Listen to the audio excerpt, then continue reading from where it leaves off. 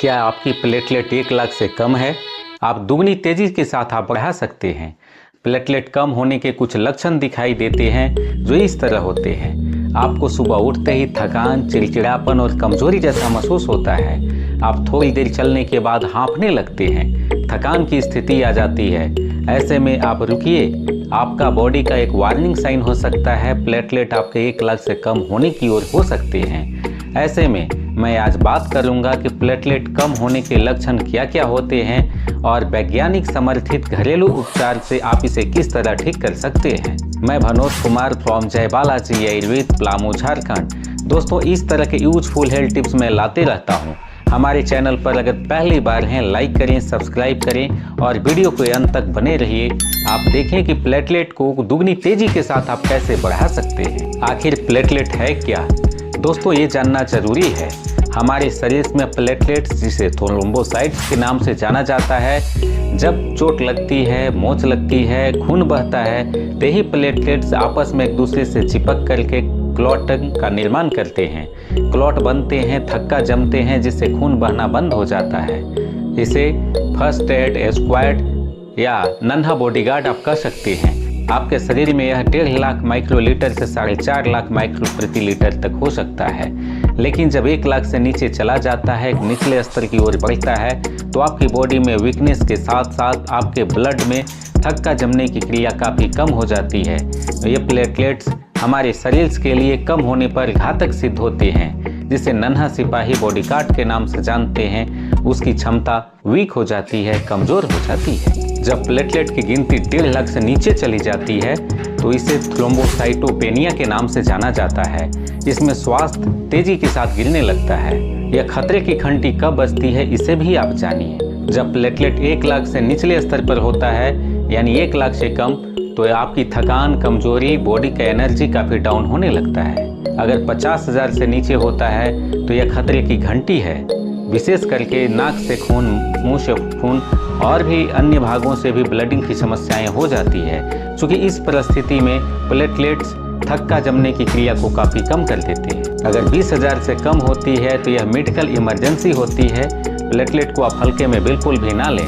अगर आपकी platelet down हो रही है, कम हो रही है, तो तुरंत अपने चिकित्सक के पास जा करके इसका इलाज कराएं। यह इशारा आपके शरीर के लिए काफ़ी खतरनाक हो सकता है। आखिर में प्लेटलेट गिरता क्यों है?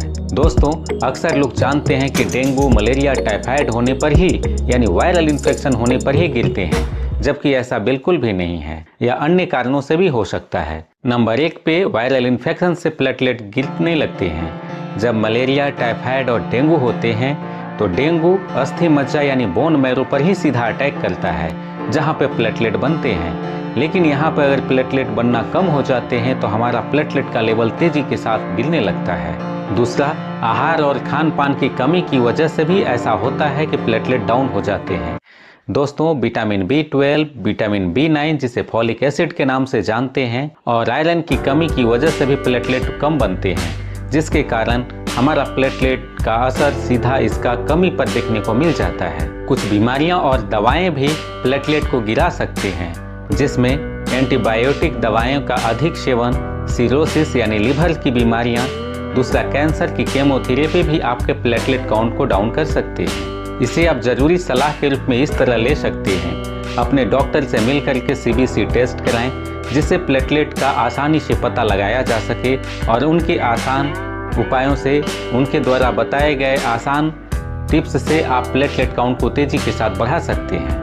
मैं इस वीडियो में ऐसे आहार की बात करता हूं जो प्लेटलेट को तेजी के साथ बढ़ा सकते हैं, लेकिन यह मेडिकल इमरजेंसी में मेडिकल विकल्प के तौर पर आजमाया नहीं जा सकता है। लेकिन नॉर्मल तरीकों से इस आहार का इस्तेमाल करके आप अपनी प्लेटलेट काउंट को तेजी के साथ आगे बढ़ा सकते हैं। प्लेटलेट के लिए रिकवरी डाइट में आप आहार को, ताकतवर आहार को आप आजमाना शुरू कर दीजिए। पहले नंबर पे आता है अनार, जिसे पोमोग्रेनेट के नाम से आप जानते हैं। इसमें प्रचुर मात्रा में एंटीऑक्सीडेंट, विटामिन C और हेमोग्लोबिन बढ़ाने वाले कंपाउंड पाए जाते हैं, जो प्लेटलेट्स को तेज गति के साथ ऊपर उठाने का काम करते हैं। साथ ही हेमोग्लोबिन बढ़ाने वाले कंपाउंड पाए जाते हैं, जो प्लेटलेट्स को तेज गति के साथ ऊपर उठाने का काम करते हैं। साथ ही हेमोग्लोबिन के निर्माण में भी मदद करते हैं, आपकी बॉडी में एनर्जी बढ़ाने का भी काम करते हैं। दूसरे नंबर पर आप कद्दू यानी पंपकिन का भी इस्तेमाल कर सकते हैं। इसमें विटामिन ए, जिंक और प्रचुर मात्रा में ऐसे मिनरल्स कंपाउंड पाए जाते हैं जो हेमोग्लोबिन के स्तर को तेजी के साथ बढ़ाते हैं, साथ ही प्लेटलेट्स को उठाने का काम करते हैं।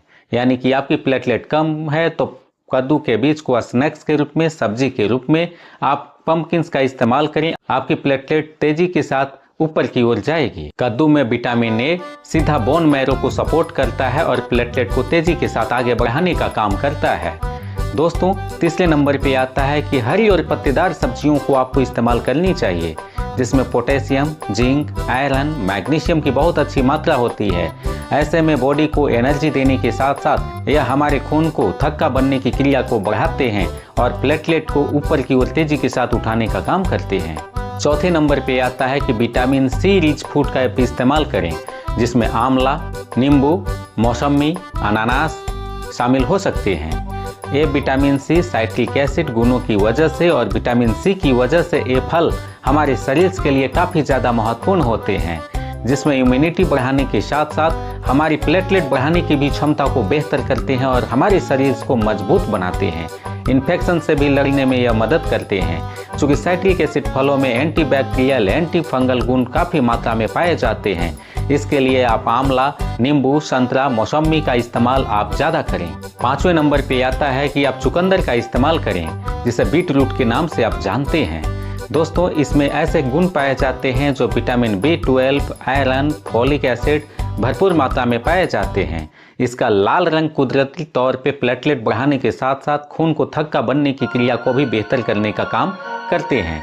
बस आपको चुकंदर का जूस के रूप में इस्तेमाल करने हैं, सीधे तौर पर आप सलाद के रूप में इसका इस्तेमाल कर सकते हैं। छठे नंबर पे आता है कि विटामिन B12 रिच फूड आहार का आप ऐसे सेवन करें जो आपकी हेमोग्लोबिन की मात्रा को बढ़ाने के साथ साथ आपके बॉडी में भी प्लेटलेट काउंट को तेजी से बढ़ाने का काम करते हैं। अगर आप नॉन वेजिटेरियंस हैं तो मछली का इस्तेमाल करें, अंडे का इस्तेमाल करें। अगर आप वेज हैं तो डेयरी प्रोडक्ट्स, दूध, दही, पनीर का आप इस्तेमाल करें, जो आपके प्लेटलेट काउंट को भी तेजी के साथ बढ़ाएंगे और बॉडी में विटामिन B12 की अधिक मात्रा में बढ़ा करके आपके हेमोग्लोबिन के निर्माण में काफ़ी मदद करेंगे। दालें और फलियां का इस्तेमाल करें, जिसमें बीन्स का आप ज़्यादा मात्रा में इस्तेमाल करें, जिसे आप राजमा के रूप में आप जानते हैं।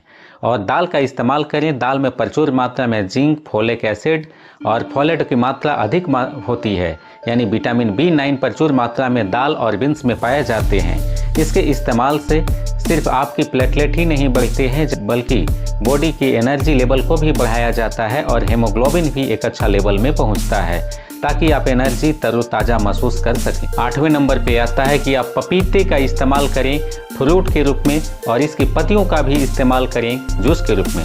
दोस्तों, पपीते में पेपेन नामक एक विशेष प्रकार का कंपाउंड पाया जाता है जो इसकी गुणों को बढ़ाता है और प्लेटलेट काउंट को तेज़ी से बढ़ाने के साथ साथ आपके बॉडी में हेमोग्लोबिन के भी लेवल को अच्छा करता है।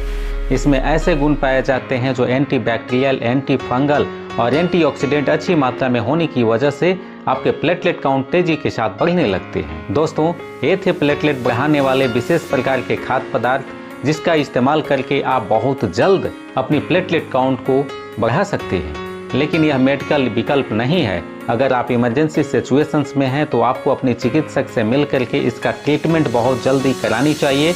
यानी सावधान रहें, सतर्क रहें, समझदारी से काम लें। रिकवरी के दौरान इन चीज़ों को नो कहें, यानी बिल्कुल भी नहीं लें। दोस्तों, अगर प्लेटलेट काउंट काफ़ी डाउन है तो तला भुना हुआ चीज़, जिसमें जंक फूड, फास्ट फूड के साथ साथ मैगी, चाउमीन, पूरी, कचौड़ी भी शामिल होते हैं, इसे बिल्कुल भी नहीं लें। आप अगर अल्कोहल का इस्तेमाल करते हैं तो ये आपके प्लेटलेट काउंट बढ़ाने में काफ़ी ज़्यादा बाधा बन सकते हैं। आप शराब का सेवन भी बिल्कुल भी ना करें। ज़्यादा चीनी का भी आप इस्तेमाल नहीं करें। चीनी हमारी इम्यूनिटी क्षमता को काफ़ी ज़्यादा कमज़ोर करती है और लीवर्स में भी जाकर के यह प्रॉब्लम खड़ा कर सकती है, तो विटामिन B12 और प्लेटलेट्स के निर्माण में बाधा बन जाती है।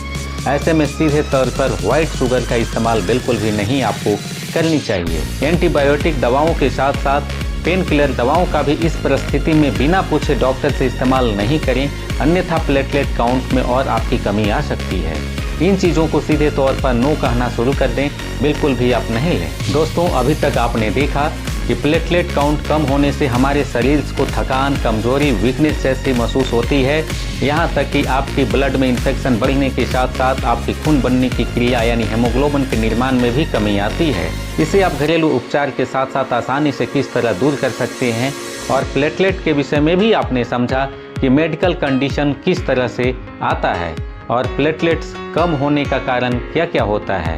ये वीडियो आपकी काम की लगी हो, अपने परिवार और दोस्तों को जरूर शेयर करें, जागरूक बनाएं, जानकारी बढ़ाएं और वीडियो आपको कैसी लगी कमेंट बॉक्स में ज़रूर बताएं। अगर अभी तक आपने लाइक नहीं किया है तो एक लाइक तो बनता ही है। सब्सक्राइब करें, बेल आइकन भी दबाएं। इस तरह के यूजफुल हेल्थ टिप्स आपको सबसे पहले मिलेगी। वीडियो देखने के लिए बहुत बहुत धन्यवाद। फिर मिलते हैं एक नई टॉपिक के साथ। नमस्कार।